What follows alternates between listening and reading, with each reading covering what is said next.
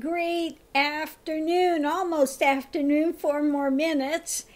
Anyway, I came across this one. I've heard it before, and I think this is something almost that people should print out and have on hand, to give to our well-meaning Christian, quote-unquote Christian, good Christian friends that want to beat people over the head with the Bible. Okay, so I'm going to go ahead and read this. I'm sure that a number of you have already heard this before, but it bears repeating. Okay, in her radio show, Dr. Laura Schlesinger said that as an observant Orthodox Jew, homosexuality is an abomination according to Leviticus 18:22, and cannot be condoned under any circumstances. Okay. Well, the following response is an open letter to Dr. Laura, penned by a U.S. resident, which was posted on the internet. Here it goes. Dear Dr. Laura, thank you so much for doing so much to educate people regarding God's law. I've learned a great deal from your show and try to share that knowledge with as many people as I can. When someone tries to defend homosexual lifestyle, for example, I simply remind them that Leviticus 18:22 clearly states it's an abomination. End of debate. But I do need some advice from you, however, regarding some other elements of God's laws and how to follow them. Number 1, Leviticus 25:44 states that I may possess slaves, both male and female, provided they're purchased from neighboring nations. Well, a friend of mine claims that this applies to Mexicans, but not Canadians. Well, can you clarify? Can I own Canadians? Number 2, I would like to sell my daughter into slavery as sanctioned in Exodus 2:17. In this day and age, what do you think would be a fair price for her? Number 3, I know that I'm allowed no contact with a woman while she's in her period of menstrual uncleanliness. Leviticus 15:19 through 24. Well, the problem is, how do I tell? I've tried asking, but most women take offense. Obviously, this was written by a man. Okay. Number 4. When I burn a bull on the altar as sacrifice, I know it creates a pleasing odor to the Lord. Leviticus 1:9. The problem is my neighbors. They claim that the odor's not pleasing to them. Should I smite them? Number 5. I have a neighbor who insists on working on the Sabbath. Exodus 35:2 clearly states he should be put to death. Am I morally obligated to kill him myself, or can I have police do it?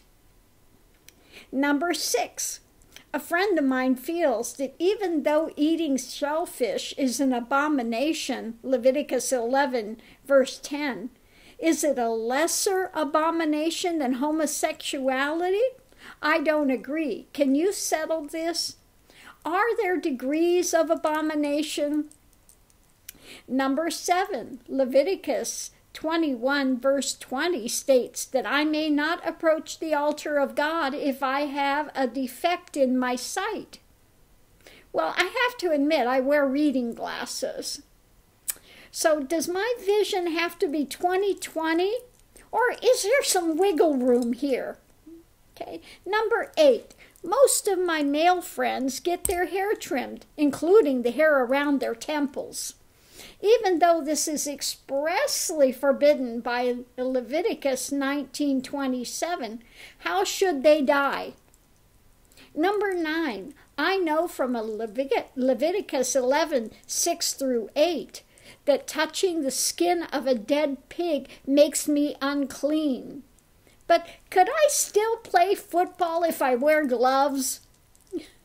Number 10, my uncle has a farm. He violates Leviticus 19, verse 19, by planting 2 different crops in the same field, as does his wife by wearing garments made of 2 different kinds of thread, cotton and polyester blend.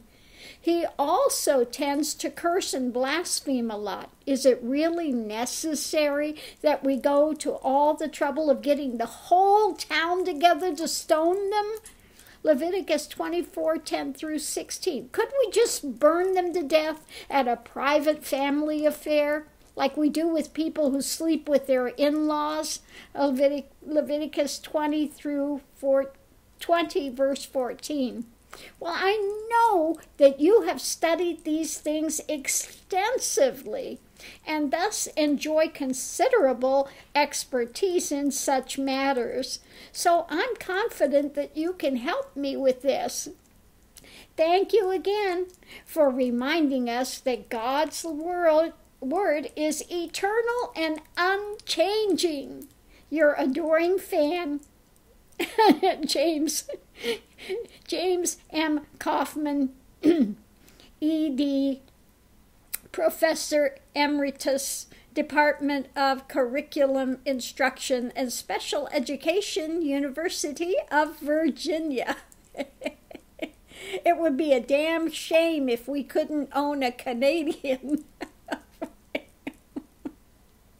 So there you have it, you know.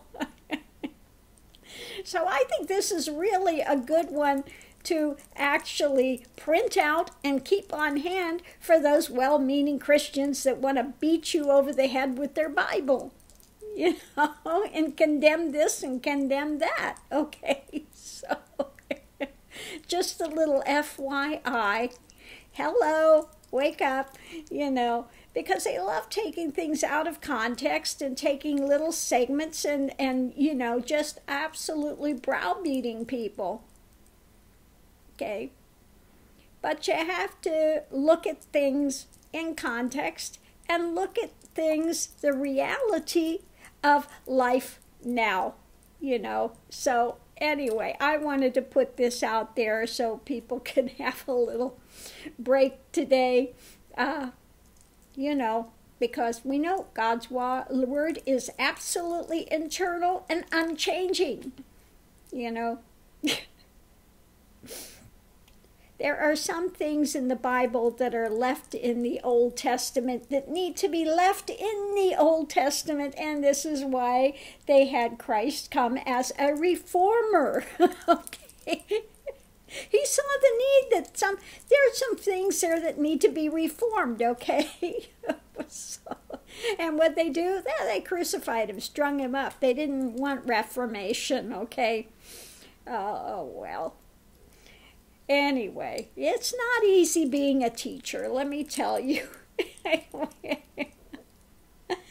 So I hope everyone's having a great afternoon. I'll see you online. Thanks for tuning in. Aho.